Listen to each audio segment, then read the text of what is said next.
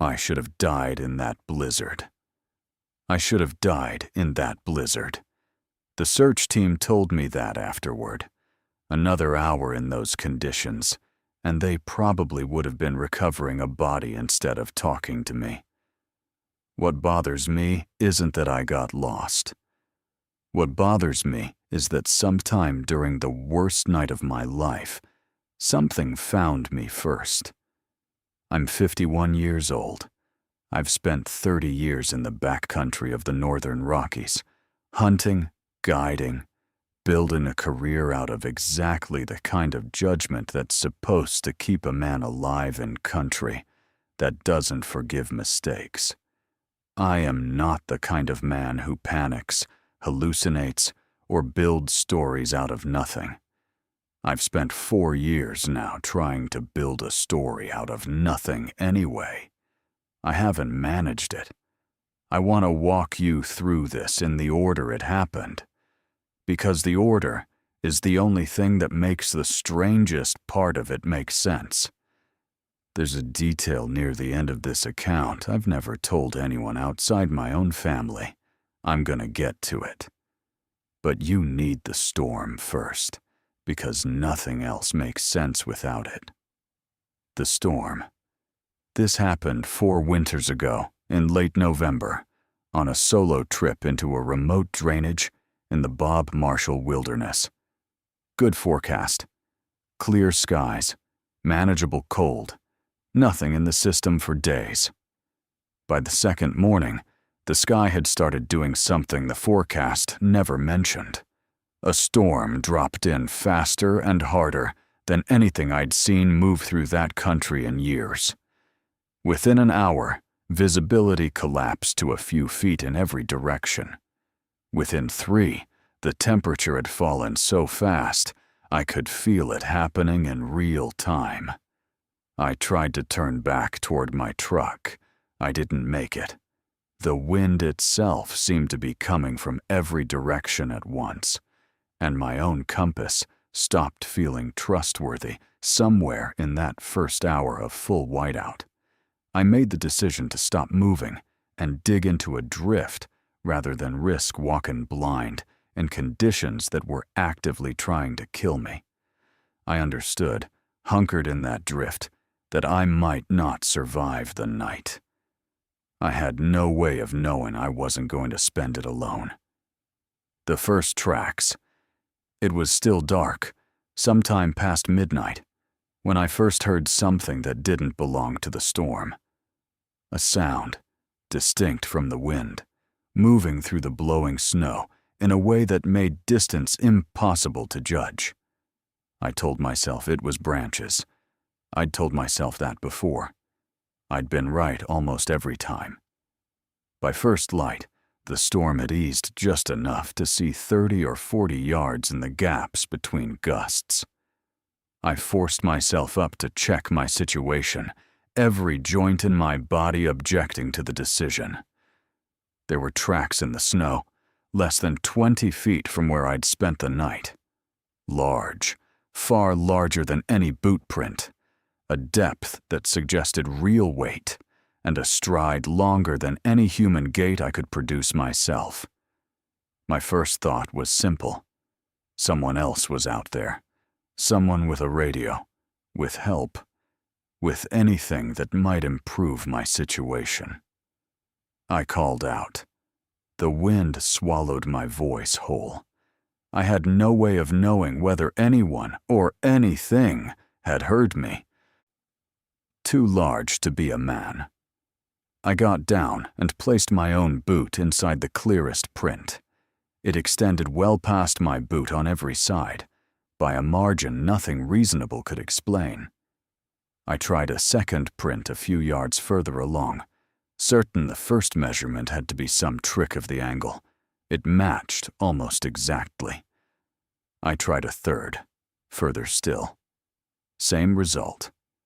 3 prints, 3 confirmations.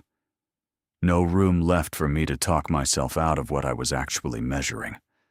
I sat back on my heels in the snow for a moment, doing the kind of calculation a man does when he's trying to decide whether to trust his own training or his own fear. 30 years of experience told me to be cautious. The same 30 years told me that caution, alone, without information, was going to get me killed just as fast as recklessness would. I followed it anyway. At that point, the source mattered less to me than where it might lead. The track stopped 20 yards out, at the edge of a stand of timber, as cleanly as if whatever made it had simply stepped sideways and vanished.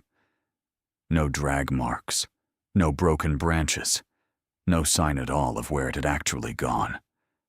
That was only the first time that happened. Where none had been. An hour later, back at my own shelter to grab gear, I found a second set of tracks. Same size, same depth, in a stretch of snow I'd personally walked across 20 minutes earlier. My own boot prints were still there, right beside the new ones. I stood there, doing the kind of math you do when a number simply refuses to add up, no matter how many times you run it. 20 minutes. Nothing crossing that ground in 20 minutes without leaving some trace of its approach. I checked the wider area in a slow circle, the same way I'd checked the first time, hoping for a different result. I got the same one. No trail. No connecting line. Nothing. I remember crouching there for a long time, snow collecting on my shoulders, doing the only thing that made sense to a man whose entire frame of reference had just been pulled out from under him. I checked again, and again. Some part of me needed the ground to be wrong before I'd let myself believe I was the one who'd misunderstood something this basic. The ground was never wrong. There'd been no trail leading to that print, no continuation connecting it to anywhere. It had simply appeared. I followed it anyway. I had no way of knowing what it was actually leading me toward. Sounds in the whiteout. The storm hadn't lifted. If anything, it had gotten worse, folding my entire world back down to a few feet of blowing snow. Within that narrow visibility, following tracks that kept appearing and disappearing in patches, I started hearing movement again. Closer this time, a rhythm to it that didn't match wind or branches or anything I recognized. Heavy, deliberate footfalls with long pauses between each one, the kind of pacing that told me whatever was making it wasn't in any hurry at all. I called out. Nothing answered. The sound paused whenever I stopped. It resumed, from a slightly different direction, whenever I started walking again. I tested that pattern twice, stopping deliberately just to see if it would hold. It held both times. I want to be honest about what that specific detail did to me, more than anything else that morning. An animal reacting to my movement is ordinary. An animal reacting to my movement with that exact, repeatable consistency, twice in a row, on command, is something else entirely. I tried a third test, later that same hour, walking in a tight, deliberate circle instead of a straight line. Curious whether the sound would track the change in my direction or simply continue moving in whatever path it had already committed to. It tracked the change. Every time I shifted, the sound shifted with me, staying roughly the same distance away, regardless of which direction I actually moved. 30 years reading animal behavior in bad conditions, and nothing about this matched a single species I knew. A shape in the snow. 3 separate times that morning, I caught movement at the very edge of what I could see. A shape, upright, gone before I could process it. The first time, I assumed my own eyes had failed me. The wind does strange things to falling snow, throws shapes together out of nothing, and tears them apart again just as fast. The second time, I stopped walking entirely and stood absolutely still, watching that same patch of gray, certain I'd either see it clearly or convince myself it had never been there. I never got that certainty either way. The third time, it was closer. Close enough that I could make out something I hadn't been able to the first 2 times. Height. Whatever this was stood taller than any man I'd ever stood near, even accounting for how badly the storm was distorting distance and scale. By the third time, I'd stopped assuming anything. I never saw it clearly enough to claim it as proof of anything specific.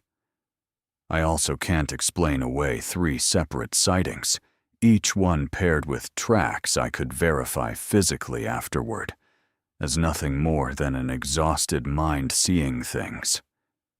My own body was failing. My hands had stopped working properly hours earlier. Simple tasks, checking a zipper, holding my own compass steady, had become genuinely difficult. My thinking had narrowed into a kind of tunnel where decisions got simpler and more urgent at the same time. I knew, even then, that a man in my condition wasn't operating with full, reliable judgment. And yet the tracks I measured that morning are the same tracks I measured again, with a clear head, in photographs 4 years later. The math never changed. The tracks that wouldn't behave by midday, I understood I wasn't dealing with anything that tracked like an animal or moved like a person. A clean line through open snow, vanishing at the tree line.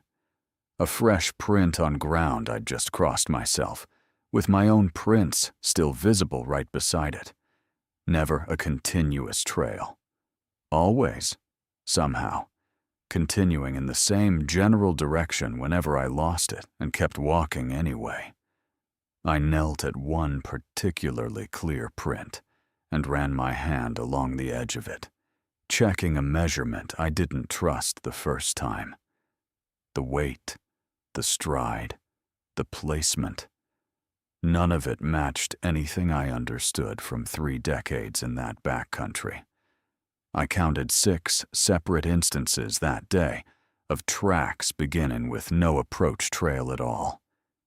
6, each one a few feet closer, in roughly the same general direction, toward terrain I didn't recognize. I started keeping a mental tally without meaning to, the way you count something frightening just to feel like you have some kind of control over it. 6 sets of tracks, 3 sightings, a sound that obeyed my own movement like it was following instructions. A pack moved out of a path I hadn't even known I needed clear. None of those things, on their own, would have convinced me of anything. Stacked together in a single day, they stopped reading like coincidence and started reading like a pattern I simply didn't have a name for yet. Whatever was producing this understood that terrain and that storm better than I did. Something moved my pack. I want to tell you about one more thing before the shelter, because it's a separate piece of this account, and it happened independently of the tracks themselves. Sometime in the early afternoon, doubling back to the spot where I'd left my pack while checking a print further up the slope, I found it had been moved. Not far. Maybe 10 feet, repositioned against the base of a different tree than the one I'd leaned it on. I stood there staring at it for a long moment, certain I was simply misremembering exactly where I'd set it down in the chaos of that morning. I wasn't misremembering. The depression in the snow, where I'd originally left it, was still visible, 10 feet away, empty. I want to be honest about what that did to me, more than almost anything else that day. The tracks, at least, I could tell myself belonged to something out there, something separate from me. This was different. This meant whatever it was had come close enough to touch my own gear, while I was less than 100 yards away with my back turned, and I had felt absolutely nothing. No sound, no sense of being watched, nothing at all to warn me. There were no drag marks between the two spots, no tracks circling it, just a pack that had been somewhere and was now somewhere else, with nothing connecting the two locations at all. I checked the contents immediately, hands shaking harder than the cold alone could explain. Nothing missing. Nothing disturbed inside. Whatever had moved it hadn't wanted anything in it. I looked back up the slope, toward the print I'd been examining when I'd left the pack unattended, then back down at where it now sat. A straight line between the 2 points ran directly through a stretch of exposed, unstable rock that I myself had carefully avoided crossing that morning. I wondered, standing there, whether the pack had been moved out of that exact path, rather than simply moved at random. It had simply moved, the way you'd move something out of the path of a person who hadn't arrived yet. No attack, no approach. I want to underline this because it's the single most important fact in this entire account. I was exhausted, disoriented, and incapable of defending myself for hours at a stretch. Every condition that day offered exactly the kind of opportunity a predator looks for. Nothing approached. Nothing tested me. Nothing closed the distance. I'd been stalked by real predators before, in different country. That behavior has a specific quality to it. A tightening, an escalating of pressure as the distance closes. This had none of that. If anything, the distance seemed deliberately maintained, never quite closing, never quite opening either. I tried, more than once that day, to imagine a single mundane explanation that covered everything at once. The size of the tracks, their refusal to connect into a trail, the moved pack, the sounds that obeyed my own movement. I couldn't build one. Every explanation I tried covered 2 or 3 of those details and left the rest standing. Instead, impossibly, it seemed to be guiding me. I kept following anyway, because by that point, I'd run out of better options, and some exhausted, desperate part of my mind had already decided this thing didn't intend to hurt me. I had no way of knowing how right that instinct was about to prove. The shelter. In the early evening, with light failing fast, and my own body deteriorating in ways that genuinely frightened me, the tracks led me to the edge of a rock formation I didn't recognize from any map of that drainage. A shallow overhang, cut into the base of the rock, deep enough for real shelter. Dry, undisturbed dirt on the floor that told me instantly this spot had never once been touched by the storm. I stood at the edge of that open ground for a moment, half convinced my own exhausted mind had simply willed this into existence. I made myself walk closer.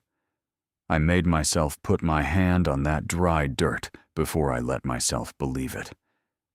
It was real. I want you to understand exactly how that felt after a full day of believing, with real and growing certainty, that I wasn't going to survive the night. Relief that specific doesn't arrive gradually. It arrives all at once, almost violently. The kind of relief that makes your legs feel less reliable than they did a moment before, rather than more. The tracks led directly to the mouth of it. And there, at the exact point where shelter gave way to open, storm-battered ground, the trail simply stopped. No tracks leading away. No continuation. Just a clean, confident line ending at the one place in that entire drainage that was going to save my life. I crawled inside, already warm. The first thing I noticed, getting my headlamp up and actually looking around that overhang, was the air itself. It wasn't simply out of the wind. It felt warmer than the outside temperature should have allowed, even accounting for the rock blocking the worst of the gusts. I held my bare hand up near the back wall, the way you'd check a stove you didn't trust, and felt something I still can't fully explain. A faint residual warmth, like a fire had been burning there recently, even though the ash pit in the center of the floor was cold and undisturbed. I checked that ash pit twice, brushing away the thin layer of wind-blown snow that had drifted in through the opening. Cold. No charring on the rock above it that would suggest a fire built within the past several days. Whatever warmth I was feeling wasn't coming from any fire I could find evidence of. I told myself it was simply geothermal, some quirk of that particular rock formation, holding heat differently than the surrounding ground. I want to hold that explanation seriously. I also want to be honest that I'd never encountered anything like it in 3 decades in that range, in 100 other rock shelters I'd used over the years. I didn't have time to think about it for long. What I found next took my full attention. The firewood. I want to slow down here, because this is the detail that has never once let go of me in 4 years. Near the back wall of that overhang, I found firewood. I found it. Not scattered the way deadfall settles into a sheltered space over years of wind and weather. Stacked, sorted by length, leaned against the rock at a uniform angle, the way a person arranges kindling when they intend to come back and use it. I stood there for a long moment, not moving, just looking at it.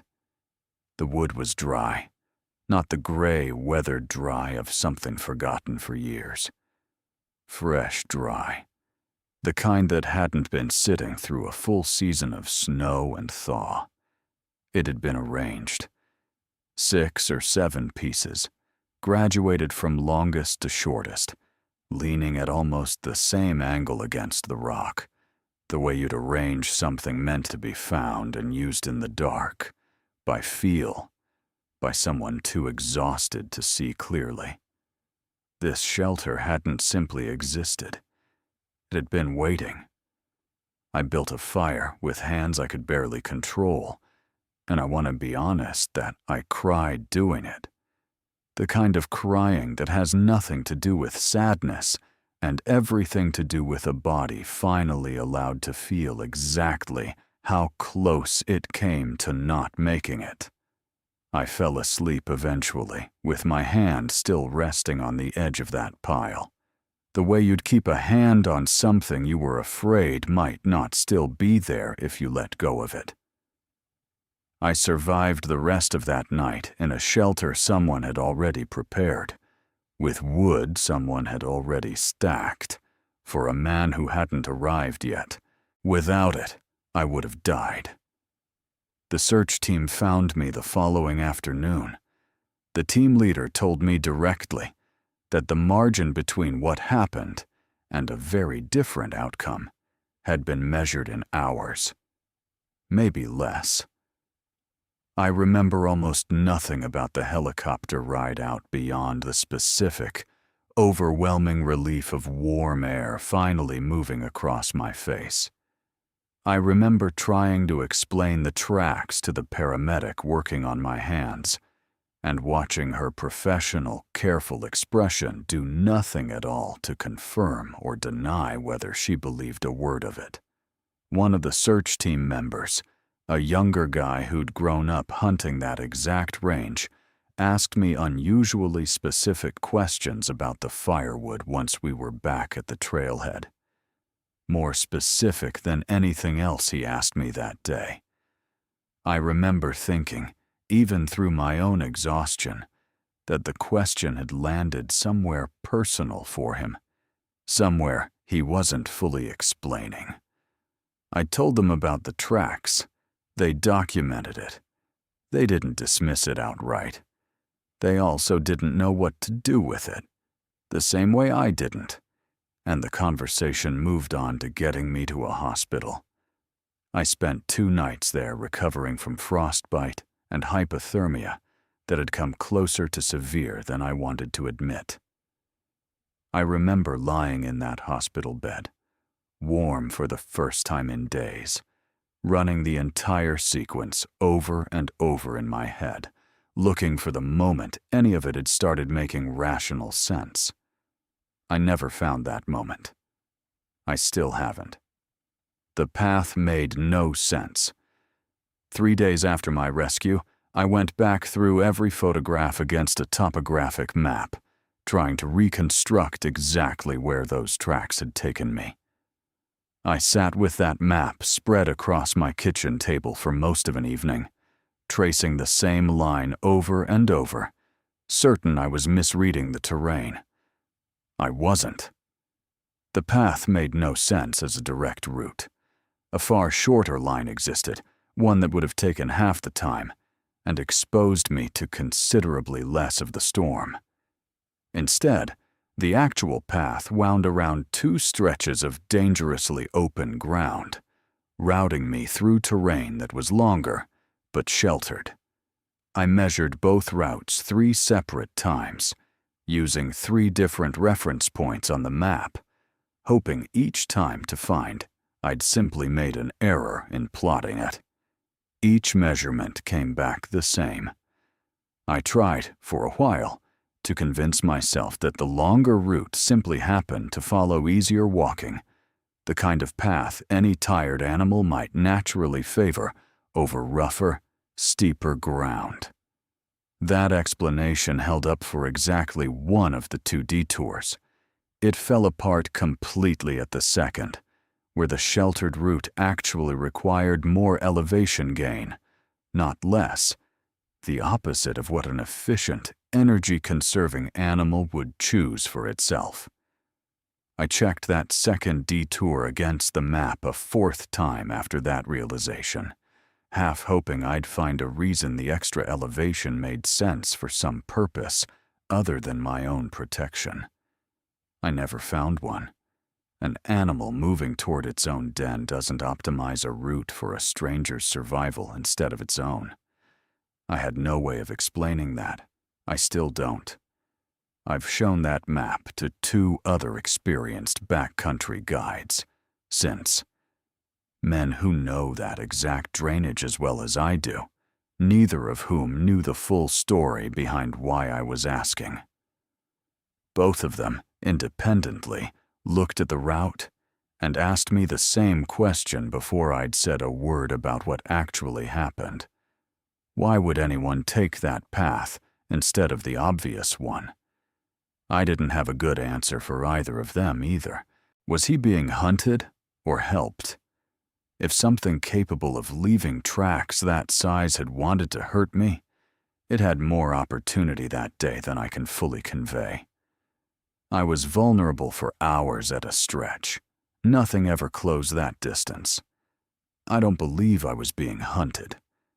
Everything else, the guiding tracks, the sheltered path, the prepared firewood, that strange residual warmth in the rock itself, reads as something closer to assistance than anything else I have language for. I don't have a framework for what kind of intelligence behaves that way toward a stranger in danger. I also can't dismiss the cumulative weight of what I actually found. I've turned the timing over more than anything else. The first track appeared within 20 feet of where I slept, before I'd even fully understood I was in danger. That means whatever this was had to have been near me before I knew I needed finding. I don't have an answer. I've spent 4 years without one. The same hands my pack, moved 10 feet without a single drag mark. The firewood stacked and sorted by length. 2 separate AXO handling in 2 separate locations, hours apart, both characterized by the same basic quality: precision without aggression, care without contact damage. I went back through every other detail from that day with that same question in mind, looking for one moment where whatever this was had been clumsy or careless or destructive in even the smallest way. I never found one. The return. I went back to that drainage the following summer, in daylight, where I could finally trust my own eyes. The overhang was real, exactly where I remembered, exactly as sheltered. I confirmed every detail from my photographs: the dry floor, the protected position, the kind of shelter any experienced outdoorsman would recognize as valuable the moment they saw it. I stood there for a long time, the sun warm on my back, the entire ordeal feeling almost impossible to reconcile with anything this ordinary. I checked the back wall for any remaining sign of that strange warmth I'd felt the first night. Nothing. Just cold rock, the same as every other rock shelter I'd ever used. I checked the spot where I'd found my pack moved, 10 feet from where I'd originally left it.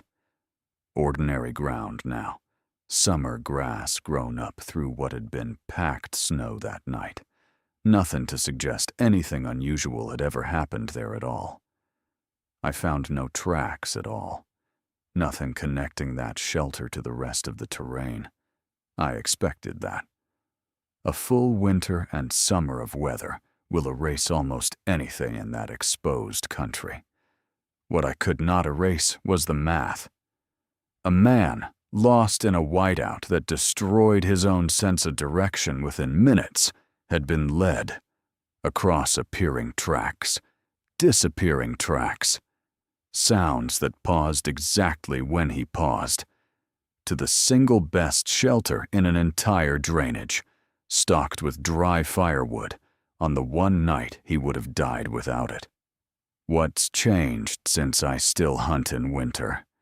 I haven't stopped, and I don't intend to. But I check my own gear at the end of every single day in the field now, the way you'd check on something you were half expecting to find rearranged. It never has been on any trip since. I keep checking anyway. I think about that shelter more than I think about almost anything else from those 30 years in the backcountry. Not with fear, exactly. With something closer to gratitude I can't fully direct anywhere, because I don't know who or what to direct it toward. No logical explanation. I shared what I had with a wildlife biologist over the following year.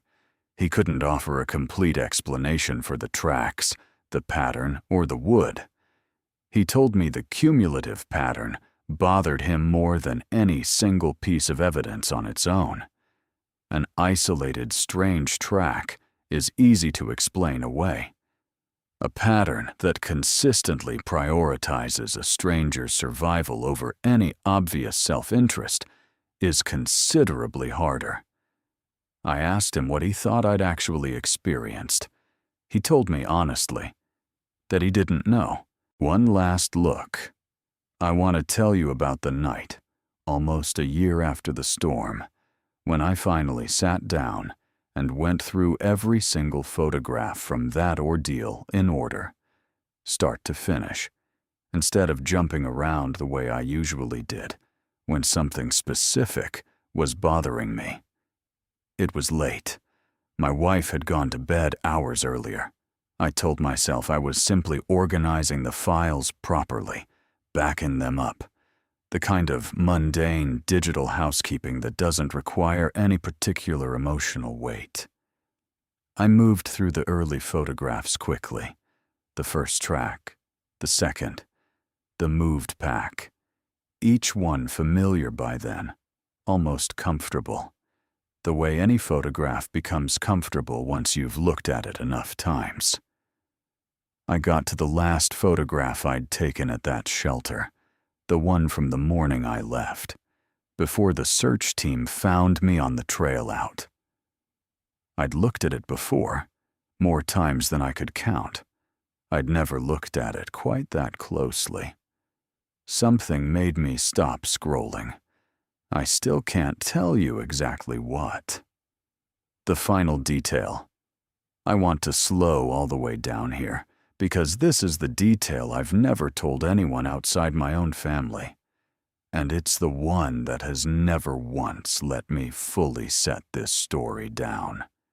Going back through my photographs, comparing timestamps against the chronology of that night, I found something about the very last track I'd photographed. The one closest to the mouth of the overhang. The one right where the trail finally stopped. I almost missed it. I'd looked at that exact photograph a dozen times over 4 years without noticing what I was actually looking at. It was facing the shelter, not facing away, toward wherever it might have continued into the trees. Facing directly toward the entrance, toward me. I want you to picture that the way I had to picture it, sitting alone at my kitchen table 4 years later. Whatever stood at that exact spot in the failing light, in the worst storm I'd ever survived, did not simply pass by on its way somewhere else. It stopped there. It turned around. And it watched the entrance long enough to leave a print facing it before it ever took another step away. I tried, sitting there that night, to think of a single mundane explanation for an orientation that specific. An animal moving on mid-stride doesn't leave a print squared up toward a fixed point behind it. That kind of print comes from standing still, from turning deliberately, from choosing, for some reason I will never fully understand, to face a thing before leaving it. I sat with that photograph open on my laptop for a long time the night I noticed it. The house quiet. My wife already asleep. I zoomed in as far as the resolution would allow, looking for anything else I might have missed. There was nothing more to find. Just that one print. Facing the shelter. Facing the place I was about to crawl into and survive the worst night of my life. As though it needed to see me actually go inside before it would finally allow itself to leave. I came out of that blizzard alive, led to a shelter that had been waiting for me before I ever knew I needed it, by something I never saw clearly and never found again. The last thing it ever did, before it disappeared completely, was turn around. And look at the place it had brought me.